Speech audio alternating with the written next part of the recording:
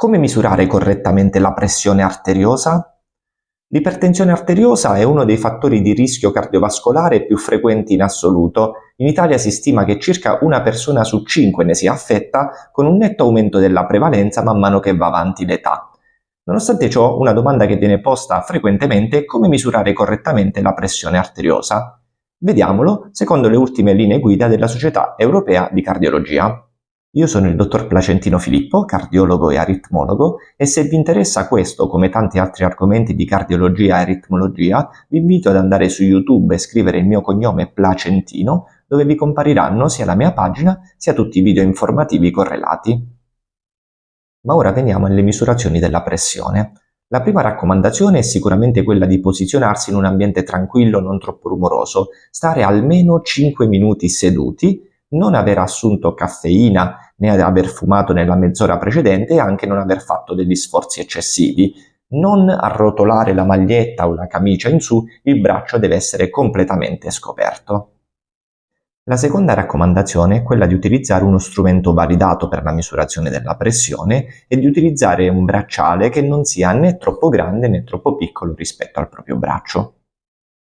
Molto importante inoltre è la posizione sia del nostro corpo sia del bracciale. Il nostro corpo deve essere poggiato con il braccio su un piano, su un tavolo, e utilizzare il bracciale qualche centimetro al di sopra della fossa antecubitale, cioè della piega del gomito. Il bracciale deve essere posizionato a questo livello all'altezza del nostro cuore. La pressione deve essere misurata almeno 3 volte di fila a distanza di 1-2 minuti l'una dall'altra. La pressione che dobbiamo tenere in considerazione è la media tra la seconda e la terza misurazione. La prima misurazione infatti è spesso più alta e questa possiamo eliminarla. Se troviamo differenze di pressioni superiori a 10 mm di mercurio tra una misurazione e l'altra, conviene misurarla altre volte per essere sicuri che non ci siano stati degli errori. Ma in quale braccio è meglio misurare la pressione arteriosa?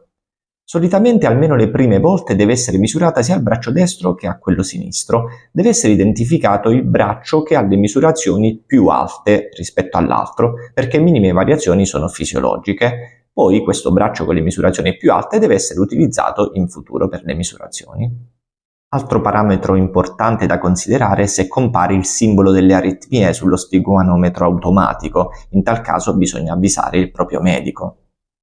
In casi particolari viene poi misurata anche la pressione arteriosa in piedi per vedere se c'è ipotensione ortostatica. Solitamente nel periodo in cui si deve tenere di più sotto controllo la pressione deve essere misurata prima di colazione e prima di cena, prima di aver assunto la terapia antipertensiva, annotando i valori su un diario pressorio in modo che poi il medico possa vederlo. Al termine del video lascio uno specchietto con tutte le raccomandazioni che abbiamo dato in modo che siano più facili da consultare. Ricordiamo infine i valori normali della pressione arteriosa. Per quanto riguarda la misurazione domiciliare mattina e sera per 2 settimane, la media non deve superare i 135 per la massima e gli 85 per la minima. Questi però sono valori di pressione già verso l'alto, infatti si ricorda che i valori ottimali stabiliti dalle linee guida sono inferiori a 120 per la massima e 70 per la minima. Se vi è piaciuto questo video vi invito a condividerlo e a seguirmi sui miei canali social Facebook, Instagram e YouTube, dottor Placentino Filippo, cardiologo e aritmologo. Come promesso lascio lo specchietto e auguro a tutti buona salute.